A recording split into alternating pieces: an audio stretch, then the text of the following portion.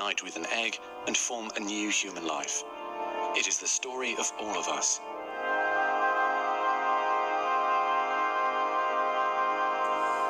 During sexual intercourse, about 300 million sperm enter the vagina. Soon afterward, millions of them will either flow out of the vagina or die in its acidic environment. However, many survive because of the protective elements provided in the fluid surrounding them. Next, the sperm must pass through the cervix, an opening into the uterus. Usually, it remains tightly closed, but here the cervix is open for a few days while the woman ovulates. The sperm swim through the cervical mucus, which is thinned to a more watery consistency for easier passage. Once inside the cervix, the sperm continues swimming toward the uterus, though millions will die trying to make it through the mucus. Some sperm remain behind, caught in the folds of the cervix, but they may later continue the journey as a backup to the first group. Inside the uterus, muscular uterine contractions assist the sperm on their journey toward the egg. However, resident cells from the woman's immune system, mistaking the sperm for foreign invaders, destroy thousands more.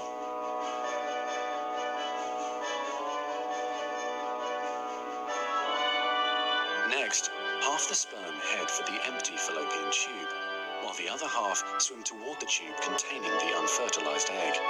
Now, only a few thousand remain. Inside the fallopian tube, tiny cilia push the egg toward the uterus. To continue, the sperm must surge against this motion to reach the egg. Some sperm get trapped in the cilia and die. During this part of the journey, chemicals in the reproductive tract cause the membranes covering the heads of the sperm to change. As a result, the sperm become hyperactive, swimming harder and faster toward their destination. At long last, the sperm reach the egg. Only a few dozen of the original 300 million sperm remain. The egg is covered with a layer of cells called the corona radiata. The sperm must push through this layer to reach the outer layer of the egg, the zona pellucida. When sperm reach the zona pellucida, they attach to specialized sperm receptors on the surface, which triggers their acrosomes to release digestive enzymes, enabling the sperm to burrow into the layer. Inside the zona pellucida is a narrow, fluid-filled space just outside the egg cell membrane. The first sperm to make contact will fertilize the egg. After a perilous journey and against incredible odds, a single sperm attaches to the egg cell membrane. Within a few minutes, their outer membranes fuse and the egg pulls the sperm inside. This event causes changes in the egg membrane that prevent other sperm from attaching to it.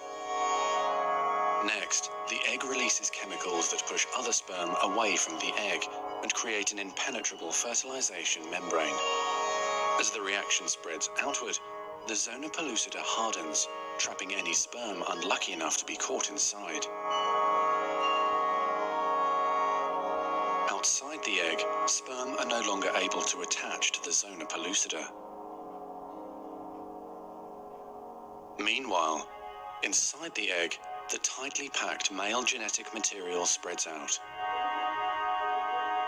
A new membrane forms around the genetic material, creating the male pronucleus.